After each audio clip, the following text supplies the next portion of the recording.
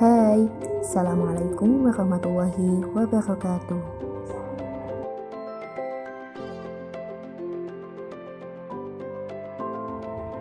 Perkenalkan, saya Ika Ardiani dari Fakultas Ekonomi dan Bisnis Islam, Prodi Perbankan Syariah dengan nomor induk mahasiswa 4221097, alamat Desa Kalipeluk, Kecamatan Marungasem, Kabupaten Batang. Di sini saya akan memaparkan hasil resumen saya pada kegiatan sospem atau sosialisasi pembelajaran yang telah dilaksanakan pada tanggal 7 sampai 8 September 2021.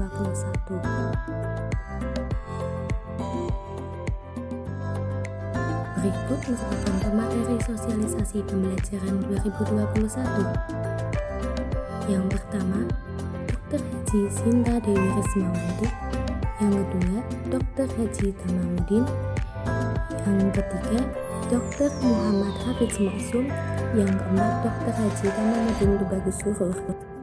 IAIN Pekalongan memiliki visi dan misi.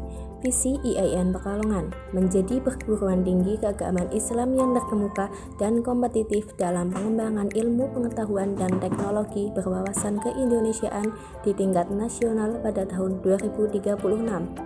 Misi IAIN Pekalongan yang pertama, menyelenggarakan pendidikan untuk menghasilkan lulusan yang memiliki kecerdasan spiritual, kelulusan ilmu pengetahuan, kesetiaan terhadap keindonesiaan, kemandirian, dan kepeloporan dalam kehidupan.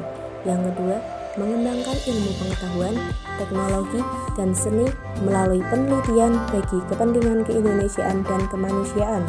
Yang ketiga, mempelopori dan ikut berperan aktif dalam penguatan dan pemberdayaan masyarakat. Yang keempat, menyelenggarakan tata kelola kelembagaan secara profesional, transparan, dan akuntabel dalam rangka mencapai kepuasan civitas akademika dan pemangku kepentingan.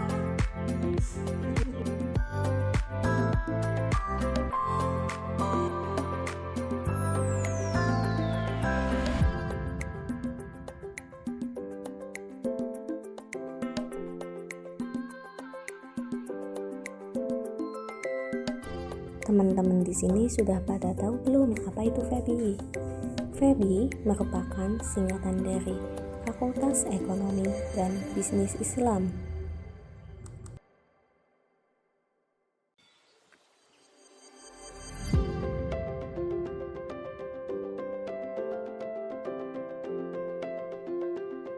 Apa sih visi misi FEBI IAIN Pekalongan? Visi Fakultas Ekonomi dan Bisnis Islam yaitu menjadi fakultas terkemuka dan kompetitif dalam pengembangan ilmu ekonomi dan bisnis Islam berwawasan keindonesiaan di tingkat nasional pada tahun 2036. Misi Fakultas Ekonomi dan Bisnis Islam yang pertama, menyelenggarakan pendidikan untuk menghasilkan lulusan Fakultas Ekonomi dan Bisnis Islam yang memiliki kecerdasan spiritual, keluasan ilmu pengetahuan, kesetiaan terhadap keindonesiaan, kemandirian, dan kepeloporan dalam kehidupan. Yang kedua, mengembangkan ilmu ekonomi dan bisnis Islam melalui penelitian bagi kepentingan keindonesiaan dan kemanusiaan. Yang ketiga, mempelopori dan ikut berperan aktif dalam penguatan dan pemberdayaan masyarakat berbasis ilmu ekonomi dan bisnis Islam.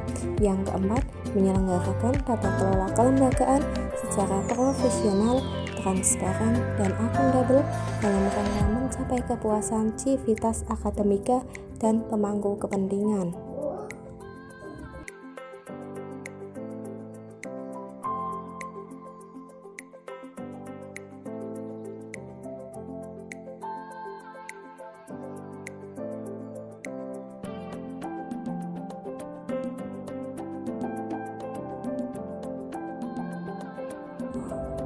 Apa aja sih jurusan di Fakultas Ekonomi dan Bisnis Islam? Fakultas Ekonomi dan Bisnis Islam memiliki 3 jurusan. Yang pertama, ekonomi syariah. Yang kedua, perbankan syariah. Yang ketiga, akuntansi syariah.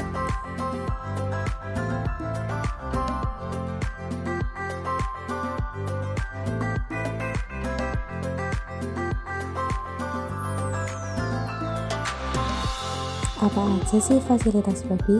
Fasilitas yang dimiliki FEBI meliputi yang pertama 24 ruang kelas, yang kedua 4 laboratorium komputer, yang ketiga 1 laboratorium minibank, yang keempat 1 laboratorium pasar modal, yang kelima beberapa ruang HMJ, DEMA, dan SEMA, yang keenam perpustakaan, yang ketujuh musola, yang kedelapan poliklinik, dan yang terakhir tempat parkir.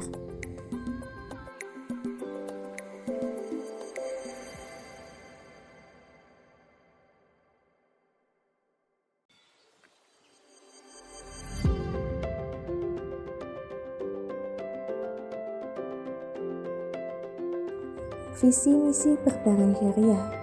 Visi perbankan syariah yaitu menjadi program studi terkemuka dan kompetitif dalam pengembangan ilmu perbankan syariah berwawasan keindonesiaan di tingkat nasional pada tahun 2036. Misi perbankan syariah yang pertama, menyelenggarakan pendidikan untuk menghasilkan sarjana ilmu perbankan syariah yang memiliki kecerdasan spiritual, keluasan ilmu pengetahuan, kesetiaan terhadap keindonesiaan, kemandirian, dan kepeloporan dalam kehidupan. Yang kedua, mengembangkan ilmu perbankan syariah melalui penelitian bagi kepentingan keindonesiaan dan kemanusiaan. Yang ketiga, mempelopori dan ikut berperan aktif dalam penguatan dan pemberdayaan masyarakat berbasis ilmu perbankan syariah. Yang keempat, menyelenggarakan tata kelola kelembagaan secara profesional, transparan, dan akuntabel dalam rangka mencapai kepuasan sivitas akademika dan pemangku kepentingan.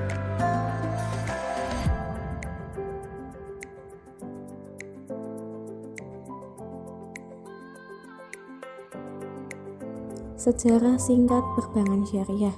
Perbankan syariah ini merupakan kelanjutan D3 perbankan syariah dan saat ini yang sudah menjadi S1 perbankan syariah yang mendapatkan akreditasi yang baik, yaitu B BAN-PT.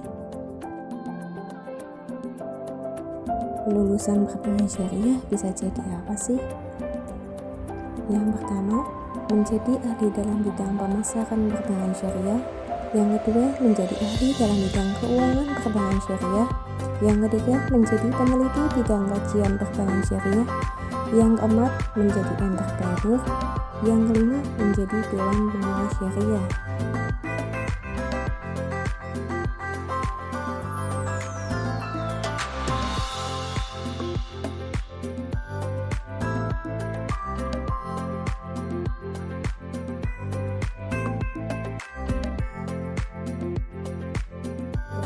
Strategi belajar di perguruan tinggi. Yang pertama, knowledge atau pengetahuan.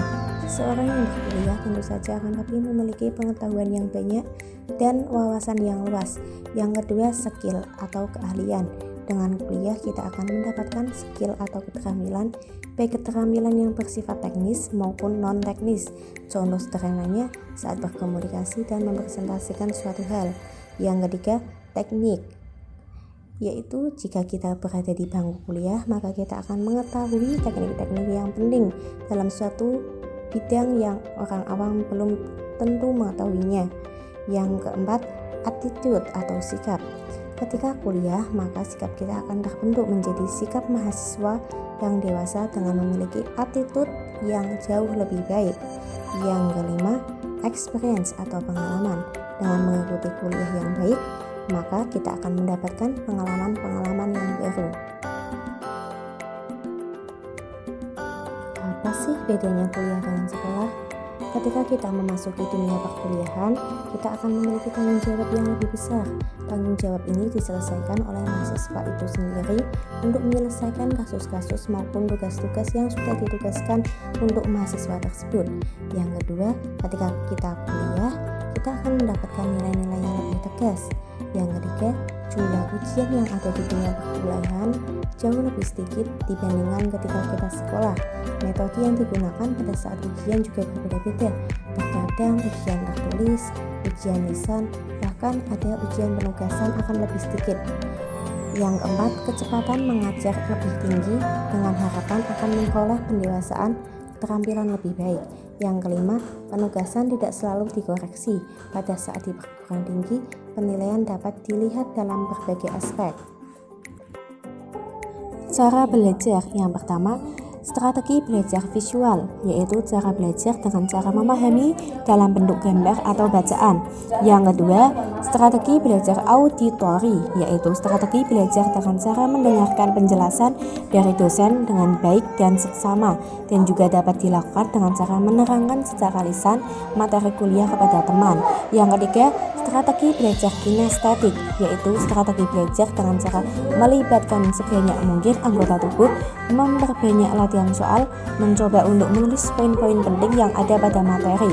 Yang keempat, strategi belajar berkelompok, yaitu strategi belajar dengan cara memilih teman belajar yang cocok dengan kita, saling membandingkan catatan, meminta penjelasan, jalan pengerjaan bukan hanya sekedar jawaban, dan usahakan untuk merutinkan belajar bersama. Yang kelima, strategi belajar mandiri, yaitu strategi belajar dengan cara memperbanyak literatur dan latihan soal yang digunakan. Akan lebih baik untuk memilih tempat belajar yang tenang. Setelah memahami materi, cobalah untuk diskusi dengan orang lain. Kiat membaca efektif. Yang pertama, survei. Cara membaca dengan terjun langsung ke lapangan untuk memperoleh informasi yang ingin dicari. Yang kedua, question. Cara membaca dengan membuat pertanyaan yang kemudian kita bisa menjawab pertanyaan kita sendiri. Yang ketiga, read. Cara membaca dengan membaca bacaan yang teliti dan jeli. Yang keempat, resit. Cara membaca dengan membaca kembali isi materi yang ada. Yang kelima, review. Cara membaca dengan cara menganalisa materi yang telah dibaca. Etika mahasiswa. Etika berasal dari bahasa Yunani adalah ethos yang berarti watak kesusilaan. Etika berarti juga adat, kebiasaan atau cara hidup seseorang dengan melakukan perbuatan yang baik dan menghindari hal-hal tindakan yang buruk. Susila lebih menunjukkan kepada dasar-dasar prinsip aturan hidup yang lebih baik. Akhlak berasal dari bahasa Arab berarti moral, dan etika berarti ilmu akhlak.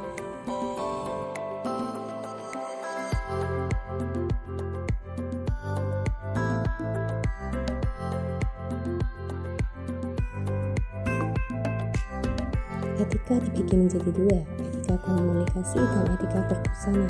Etika berkomunikasi adalah norma nilai atau ukuran tingkah laku baik dalam kegiatan berkomunikasi di suatu masyarakat. Etika berbusana adalah norma nilai dan ukuran tingkah laku baik dalam kegiatan masyarakat. Etika pergaulan di lingkungan kampus. Yang pertama, berpakaian rapi di lingkungan kampus. Yang kedua, menjunjung tinggi nilai-nilai ilmiah.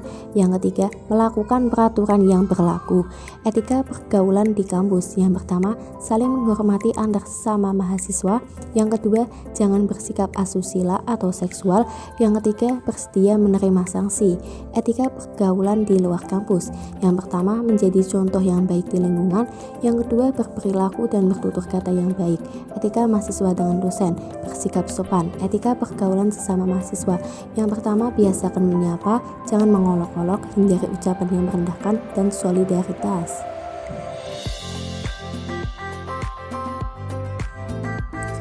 Apa sih manfaat penelitian? Manfaat penelitian untuk mencari kebenaran dengan prinsip-prinsip ilmiah, dan dari hasil penelitian dapat menghasilkan karya tulis untuk lebih baik.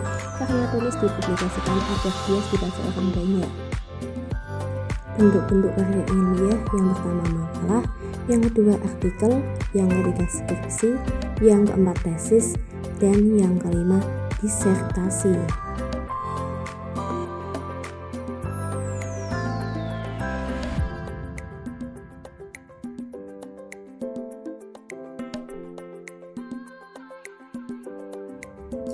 Terima kasih.